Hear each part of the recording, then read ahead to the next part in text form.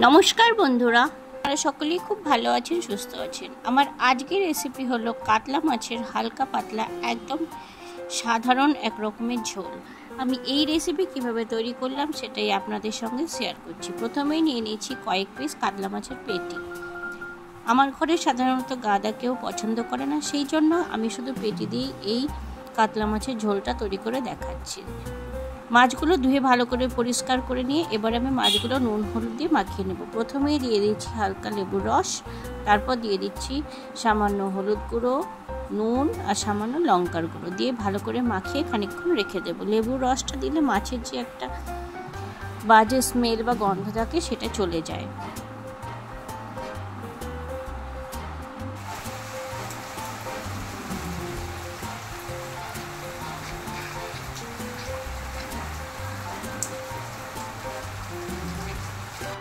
মাছগুলো মাখিয়ে নেবার পর তারপর নুনে কড়াই চাপিয়ে দিচ্ছি, তাতে দিয়ে দিয়েছি পরিমাণ মতো সাদা তেল।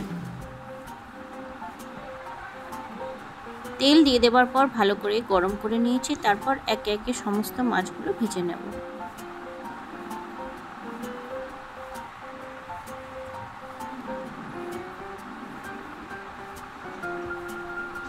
দীপালি পাল কুকিং চ্যানেলের আমি দীপালি।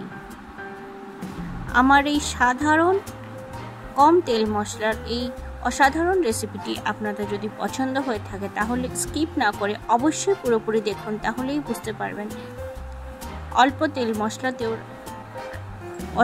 সাধারণ রান্না কিভাবে অসাধারণ হয়ে যায়। আর ভালো লাগলে অবশ্যই সাবস্ক্রাইব করবেন, আমার পাশে থাকবেন। আর খুব খুব খুব ভালো লাগলে অবশ্যই রেসিপিটা শেয়ার করবেন। তারপর মশলায় নিয়ে নিয়েছি হাফ চামচ মতো রাঁধুনি বা চন্দনী, যারা যেখানে যে নামে চিনে থাকেন বা বলে থাকেন সেই নামেরই রাঁধুনি বা চন্দনী হাফ চামচ। তাতে নিয়ে নিয়েছি পরিমাণ মতো কাঁচা লঙ্কা আর আদা, নিয়ে মিক্সিতে পেস্ট করে নিয়েছি। তার সাথে নিয়ে নিয়েছি দুটো মিডিয়াম সাইজের আলু, সেটা আমি লম্বা আকারে কেটে নিয়েছি।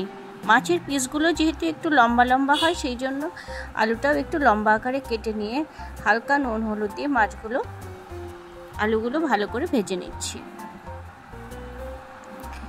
ভালো করে লালচে করে ভেজে নিয়ে আলুগুলো তুলে নেবার পর ফোড়নে দিয়ে দিলাম একটা শুকনো লঙ্কা, দুটো তেজপাতা আর সামান্য একটু গোটা জিরে। ফোড়নটা ভালো করে ভেজে নিয়ে তারপর দিয়ে দিচ্ছি টমেটো কুচি। এখানে ছোট একটা মিডিয়াম সাইজের টমেটো আমি দিয়ে দিয়েছি। তারপর দিয়ে দিচ্ছি সেই বেটে নেওয়া মশলাটা, রাঁধুনি, আদা আর কাঁচা লঙ্কা।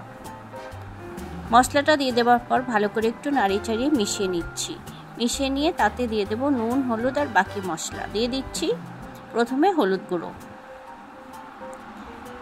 কাঁচা লঙ্কা যেহেতু দেওয়া আছে সেই জন্য আমি দিয়ে দিলাম সামান্য পরিমাণে কাশ্মীরি লঙ্কার গুঁড়ো, তাহলে কালারটা ভালো হবে। ঝালটা অবশ্যই আপনাদের পছন্দ মতো দিয়ে নেবেন। তারপর দিয়ে দিচ্ছি ছোট চামচের 1 চামচ জিরে গুঁড়ো আর ছোট চামচের 1 চামচ ধনে গুঁড়ো। আপনারা চামচের পরিমাণটা দেখে অবশ্যই বুঝতে পারছেন। তারপর পরিমাণ মতো নুন দিয়ে মশলাটা ভালোভাবে কষিয়ে নিচ্ছি।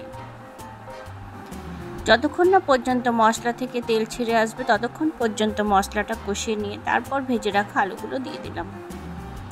ভেজে রাখা আলুগুলো আগে থেকেই তো হালকা নরম হওয়াই ছিল, সেই জন্য আর খুব বেশিক্ষণ রান্না করতে প্রয়োজন হবে না, সেই জন্যই মশলাটাকে খুব ভালোভাবে আগেই কষিয়ে নিয়েছি। তারপর খানিকক্ষণ আরেকটু আলুর সাথে কষিয়ে নিলেই তারপর আমি গ্রেভির জন্য জলটা দিয়ে দেব। এখন আপনারা দেখতেই পাচ্ছেন মশলাগুলো পুরো শুকিয়ে এসেছে। এবারে আমি জলটা দিয়ে নিলাম। জলটা সামান্য ফুটতে শুরু করলে তারপর মাছগুলো একে একে দিয়ে দেব।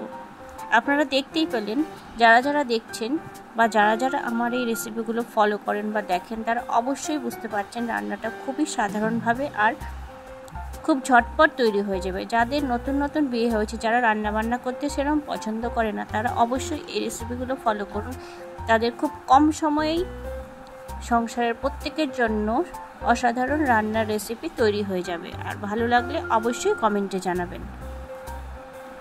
আমার ছোট ছোট ভাই বোনেদের সকলদের বলছি, যাদের নতুন বিয়ে হয়েছে তারা অবশ্যই আমার রেসিপিগুলো ফলো করুন, তাহলেই বুঝতে পারবেন খুব কম সময়ে রান্না না জানা সত্ত্বেও ভালো ভালো রান্না তৈরি করে নেওয়া যাবে। তারপর খানিকক্ষণ ফুটে উঠলে দিয়ে দিলাম শাহি গরম মশলা গুঁড়ো, দিয়ে ভালো করে ফুটিয়ে নিয়ে একটা পাত্রে নামিয়ে নিয়েছি। ভালো লাগলে অবশ্যই কমেন্টে জানাবেন। ধন্যবাদ।